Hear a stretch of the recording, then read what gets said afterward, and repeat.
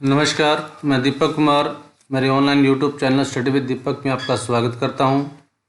आज के इस वीडियो में हम हमारी +2 की जो हिस्ट्री की बुक है उसका चैप्टर नंबर 4 विचारक, विश्वास और इमारतें, उसका लेक्चर नंबर ये 4th है। तो जैसा कि लास्ट लेक्चर के अंदर हमने डिस्कशन किया था कि किस तरीके से बौद्ध ग्रंथों को अपने जो ग्रंथ है वो तैयार करते हैं, उनको संग्रहित किया जाता है और किस तरीके से उनकी जीवन शैली अपनाई जाती है। तो कुछ हमने चीन से आए हुए कुछ तीर्थकारियों के संदर्भ में भी हमने कुछ पढ़ा था, मैंने बताया था आपको। तो आपको कमेंट करके बताना है कि कौन से दो तीर्थ यात्री थे वो बौद्ध ग्रंथों की खोज में करने के लिए भारत में आए थे। आपको उसका नाम बताना है। 2 आए थे, इतना आपको बता देता हूँ। चीन यात्री 2 आए थे। वो कौन से चीन यात्री आए थे जिन्होंने भारत में बौद्ध ग्रंथों की खोज है वो की थी। तो आपको कमेंट करके उसका नाम है वो बताना है।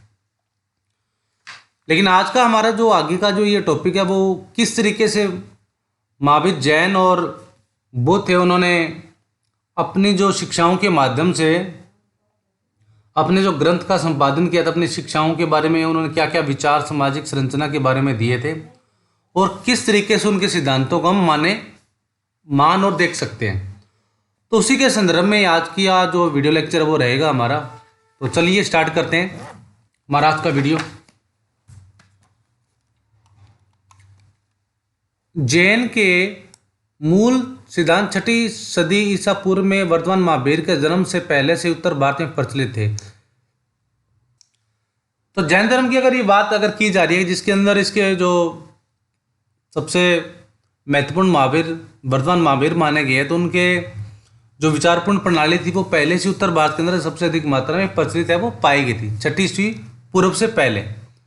जैन परंपरा के अनुसार महावीर से पहले 23 शिक्षक हो चुके थे जिन्हें तीर्थकर कहा जाता था। इनके जो जितने भी गुरु होते हैं तो उनको तीर्थकर कहा जाता था। जो 23 उससे पहले वो हो चुके थे, यानी कि 24 में तीर्थकर कौन थे? वर्तमान महावीर। यानी कि वे महापुरुष और जो पुरुष और महिलाओं को जीवन की नदी के पार है वो पहुंचाते हैं, यानी कि उसको आध्यात्मिक जो दर्शन के माध्यम से उनको एजुकेशन है वो देते हैं, शिक्षा जिनके माध्यम से इनके द्वारा दी जाती है, तो उनको हम माना जा सकता है।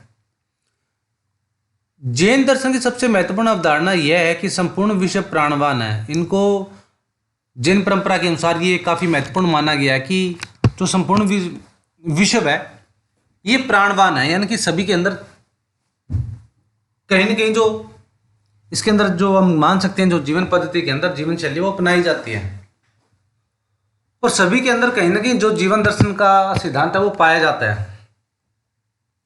और वो सभी के अंदर, इन प्राणियों के अंदर, चाहे वो पेड़ हैं, पौधे हैं, चाहे कोई भी है, उसके अंदर जीवन का आधार है वो मानते हैं।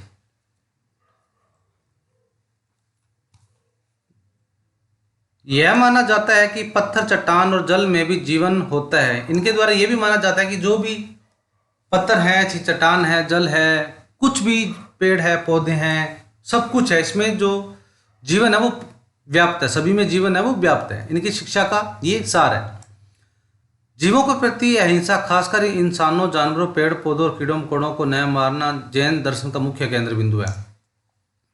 अहिंसा के माध्यम से ये सभी के द्वारा खास तरीके से अपनाई जाती है, चाहे वो इंसान हो, जानवर हो, पेड़ पौधे हों, कीड़े मकोड़े हों, सभी के माध्यम से अहिंसा का जो ये मार्ग है ये अपनाया जाता है और यही जैन धर्म का मुख्य केंद्र बिंदु माना जाता है। शिक्षा का माध्यम अहिंसा है। जो आपने देखा होगा जैन मुनि होते हैं वो लगभग नंगे पांव चलते हैं, लगभग उन्होंने वाइट कपड़े पहने होते हैं जो जैन मुनि होते हैं, और मुंह पे थोड़ी सी पट्टी लगाई होती है। पैदल चलेंगे और पाँव में कुछ भी पहना नहीं होता है। तो उस पर जो पट्टी लगाने का मुंह के ऊपर कुछ ऐसा इनकी धारणा है कि मुंह के संपर्क में भी कोई जो जीव है, जो सूक्ष्म जीव है, ऐसे कुछ जीव हैं, वो हमारे मुंह में ना चले जाएं।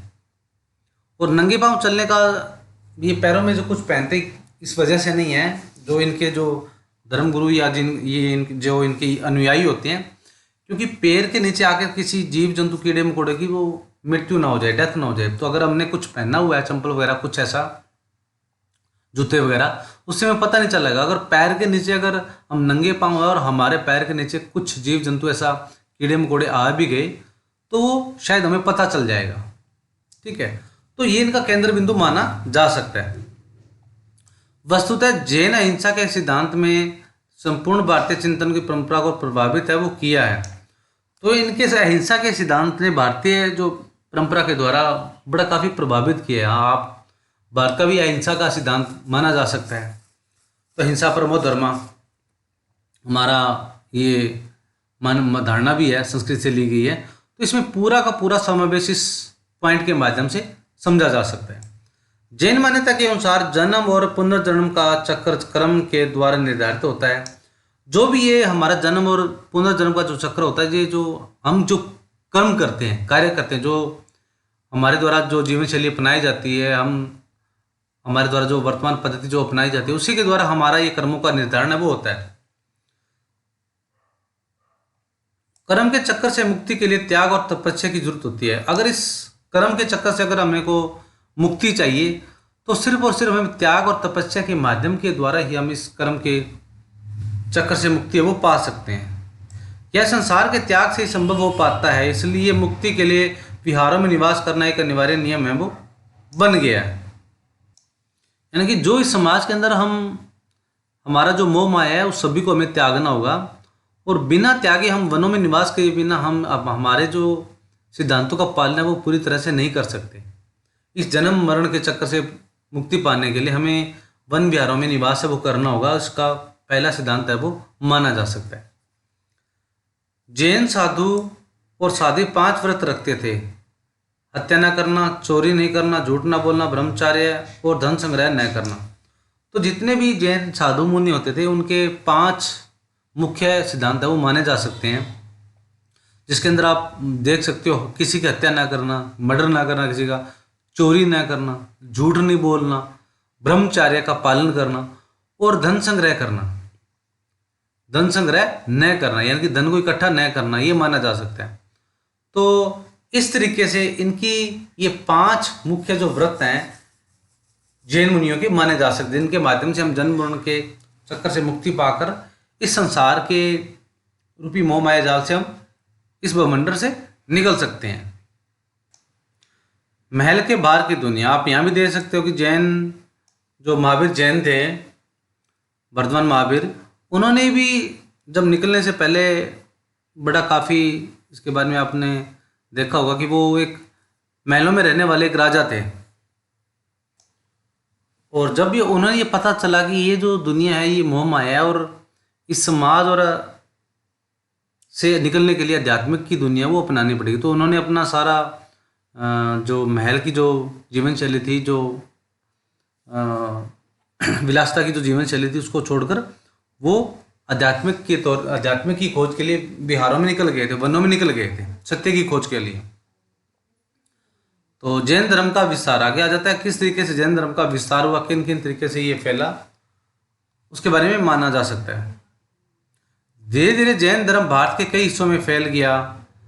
बौद्धों की तरह ही जैन विद्वानों ने प्राकृत, संस्कृत, तमिल जैसे अनेक भाषाओं में काफ़ी साहित्य का सृजन किया। सैकड़ों वर्षों से इन ग्रंथों की पांडुलिपियां मंदिरों से जुड़े पुस्तकालय में संरक्षित है। तो जिस तरीके से बौद्ध धर्म के साथ साथ जो जैन धर्म था वो भी काफ़ी अधिक मात्रा में अहिंसा के माध्यम के द्वारा ये भारत में भी काफ़ी अधिक मात्रा में फैल गया था। और जिसके विद्वानों ने क्या किया, प्राकृतिक, संस्कृत, तमिल और अनेक भाषाओं में काफ़ी अधिक मात्रा इनके जो साहित्य थे उनका सृजन है वो किया, यानी कि अपनी शिक्षाओं के माध्यम से उनका इन भाषाओं में उनका लिखित किया। और काफ़ी अधिक मात्रा में सैकड़ों सालों से इन पांडुलिपियों का जो अपनी शिक्षाओं के माध्यम से ये अपनी भाषाओं को संरक्षित करते रहे और जनसमूह के माध्यम से अपने विचारों को फैलाते रहे। धार्मिक परंपराओं से जुड़ी सबसे प्राचीन मूर्तियों में जैन तीर्थकारों के उपसहों द्वारा बनवाई गई मूर्तियां भारतीय उपमहाद्वीप के हिस्सों में पाई है वो जाती हैं। तो जैन धर्म की अलग अलग मूर्तियों से संबंधित इनकी जो शिक्षाओं के माध्यम से, इनकी जो मूर्तियों के माध्यम से इनके जो विचारक हैं, तो भारतीय महाद्वीप के अलग अलग हिस्सों में काफ़ी अधिक मात्रा में, खासकर उत्तर भारत के अंदर हम देख सकते हैं। तो इसके अंदर कई महाद्वीपों के अंदर भारतीय उपमहाद्वीप के कई राज्यों के अंदर, भारत में भी कई उत्तर भारत के अंदर इनके जो शिक्षाओं के माध्यम शिक्षा हैं वो काफ़ी अधिक मात्रा में पाई जा सकती है। तो आप यहाँ पे देख सकते हो कि किस तरीके से एक ये जो पांडुलिपि बनाई गई है, जो 14वीं सदी के आसपास की बनाई गई है जैन ग्रंथ की, किस तरीके से वो पांडुलिपियों का सृजन करके अपनी शिक्षाओं के माध्यम से वो प्रचार प्रसार वो करते थे। अब आगे आ जाता है हमारा पॉइंट बुद्ध और ज्ञान की खोज। अब बुद्ध धर्म का जो इसमें एग्जाम्पल दिया गया विचार के माध्यम से, वो इसमें दिया गया। बुद्ध उस युग के सबसे प्रभावशाली शिक्षकों में से एक हैं। सैकड़ों वर्षों के दौरान उनके संदेश पूरे उपमहाद्वीप में और उसके बाद मध्य एशिया से होते हुए चीन, कोरिया, जापान, श्रीलंका से समुद्र पार कर म्यांमार, थाईलैंड और इंडोनेशिया में फैले। तो बौद्ध धर्म के भी बारे में काफ़ी ज़्यादा अधिक मात्रा में इनका प्रभावशाली जो आध्यात्मिक रूप से माना जा सकते हैं। ये काफ़ी सैकड़ों वर्षों के जो अपनी शिक्षाओं के माध्यम से इनका जो जिस तरीके से इनका प्रचलन होता गया, तो पूरे भारतीय और भारतीय उपमहाद्वीप के आसपास के फैलाव के बाद ये लगभग मध्य एशिया से होते हुए लगभग चीन, Korea, Japan, Sri Lanka, Myanmar, Thailand, Indonesia आदि अलग अलग जो देश है, बाकी सारे मध्य एशिया के जो देश हैं, एशिया के अंदर काफ़ी अधिक अन्य देशों के अंदर ये फैल गया था। हम बुद्ध की शिक्षाओं के बारे में कैसे जानते हैं? इनकी पुनर्संरचना का आधार था बौद्ध ग्रंथों का बहुत परिश्रम से संपादन, अनुवाद और विश्लेषण किया जाना। इतिहासकारों ने उनके जीवन के बारे में चरित्र लेखन से जानकारी इकट्ठी की है।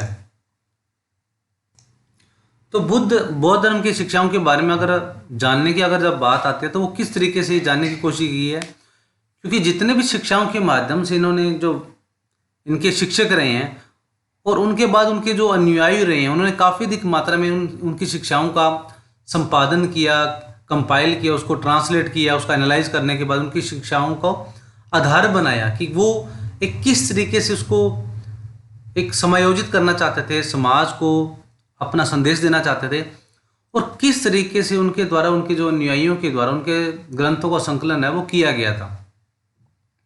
और उनके द्वारा बनाए गए विश्लेषण के आधार पर ही जो इतिहासकार थे उन्होंने काफ़ी अधिक मात्रा में जो लेखन सृजन के माध्यम से उनका जो जानकारी थी वो इकट्ठी की थी।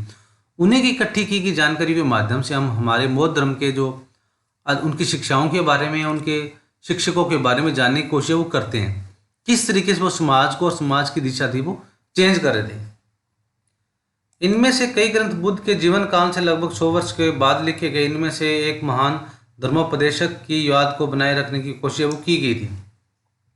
यानी कि काफ़ी अधिक मात्रा में बुद्ध के जीवन काल के बाद में से लेकर लगभग 100 वर्षों के बाद में उसके जीवन और जीवन के विश्लेषण को किस तरीके से ग्रंथों के माध्यम से वो संयोजित है वो किया गया था। और उन्हीं की ग्रंथों के माध्यम से उनके धर्मों को, उनके बनाए गए धर्म को उपदेशक के रूप में बनाने के लिए, उनको बनाए रखने के लिए, लोगों को धर्म की आस्था की शिक्षा देने के लिए उनकी कोशिश वो की गई थी, उनके अनुयायियों के द्वारा, उनके मानने वाले, उनके शिष्य के द्वारा। और बौद्ध धर्म की जितने भी शिक्षाओं के माध्यम से उनकी जो धर्मों का गठन किया गया, उनकी शिक्षाओं को गठन किया गया, उसी के द्वारा समाज में एक नए समाज की जो एक इकट्ठा रहने की या आध्यात्मिक शिक्षा देने के साथ साथ उसमें विचारक शक्ति या उन्नति पैदा करने की वो कोशिश वो की गई है। इन परंपराओं के अनुसार सिद्धांत शाक्य कबीले के सरदार के बेटे थे। जीवन के कटु यथार्थों से दूर उन्हें महल की चारदीवारी के अंदर सब सुखों के बीच बड़ा किया गया था। जब ये एनालाइज किया जाता है इन ग्रंथों के माध्यम से, तो वो जो बौद्ध धर्म के जो महावीर बौद्ध हैं, उनका जो बचपन का नाम था वो सिद्धार्थ था, जिसमें शाक्य जो कबीला था, एक जैसे कबीले बनाए जाते थे छोटे छोटे सरदारों के, उसमें वो सरदार के बेटे थे। और जितने भी जैसे जैन धर्म के हमने महावीर जैन के अंदर देखा था, वैसे ही ठीक यहाँ भी बौद्ध धर्म के अंदर महात्मा बुद्ध थे। वो महल के अंदर बड़े चार तरह के सुखों जीवन शैली के अंदर वो अपना जीवन व्यतीत है वो करते थे। जीवन की हर सुख सुविधा उनके पास उपलब्ध थी, क्योंकि जब सरदार थे और सरदार के बेटे थे तो बनाए गए महल के द्वारा वो सारी सुविधाओं का लुत्फ है वो उठाते थे। तो इसी के संदर्भ में उनके बीच में कुछ ऐसी चीज़ें हुई जिनके माध्यम से उन्होंने इस सत्य को जान लिया कि ये जो जीवन शैली अपनाई जो हम जी रहे हैं ये कटु सत्य नहीं है, कटु सत्य कुछ और है। तो किस वजह से उनके जीवन के अंदर कुछ चेंज आया, कुछ परिवर्तन आया, जिसकी वजह से ये जो महलों की जो भोगविलास की जो जिंदगी छोड़कर वो वनों में चल दिए। तो वो किस तरीके से एक दिन उन्होंने अपने रथ को रोककर और शहर घुमाने के लिए मना लिया। यानी कि एक बार उन्होंने क्या किया कि रथ को रोककर वो शहर के अंदर कुछ व्यवस्था देखने के लिए, जब वो सरदार के बेटे थे, तो उन्होंने अपना शहर देखने के लिए मना लिया कि हम मुझे शहर देखना है। तो किस तरीके से वो शहर से निकलकर जब महल से निकलकर शहर में आए तो उन्होंने क्या क्या चीज़ें देखी। बाहरी दुनिया की उनकी पहली यात्रा काफ़ी पीड़ादायक रही। एक वृद्ध व्यक्ति को, एक बीमार को और एक लाश को देखकर उनको गहरा सदमा पहुंचा। जब शहर के अंदर वो महल से निकल शहर के अंदर आए तो उन्होंने कुछ बड़ी भयानक स्थिति को देखा। यानी कि ये क्या है, एक तो उन्होंने बीमार एक बूढ़े व्यक्ति को देखा, एक बीमार को और एक लाश को देखा, उन्होंने डेड बॉडी को देखा।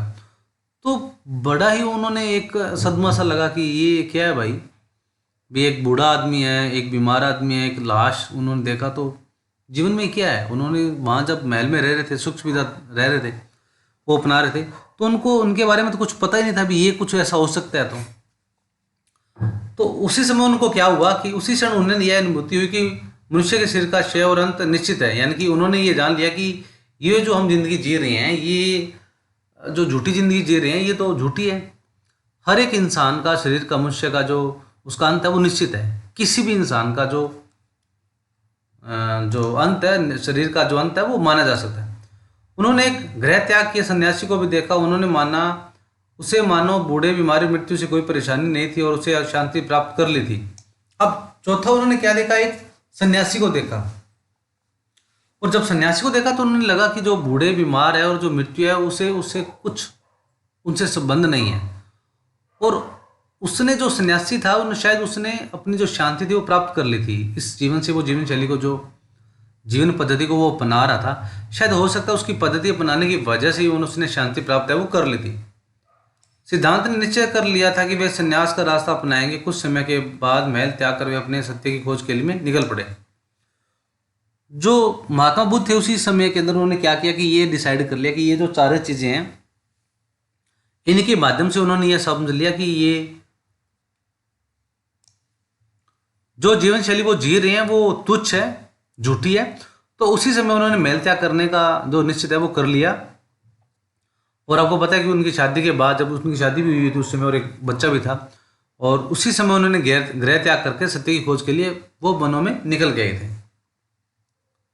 सिद्धार्थ ने साधना के कई मार्गों का अन्वेषण किया। इनमें से एक था शरीर को अधिक से अधिक कष्ट देना, जिसके चलते वे मरते मरते हैं वो बचे हैं। और शरीर को कष्ट देने के लिए मार्गों में सबसे एक उनके सिद्धांतों का अलग अलग शिक्षा माना गया।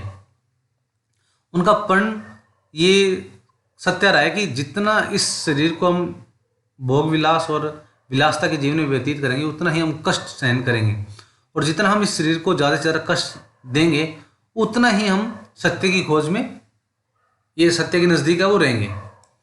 इसी अतिवादी तरीके को त्याग कर उन्होंने कई दिनों तक ध्यान करते हुए अत्यंत ज्ञान प्राप्त कर लिया, और बिना इस शरीर को कष्ट दिए सोए, बिना खाना खाए, उन्होंने काफ़ी सालों तक उन्होंने सत्य किया।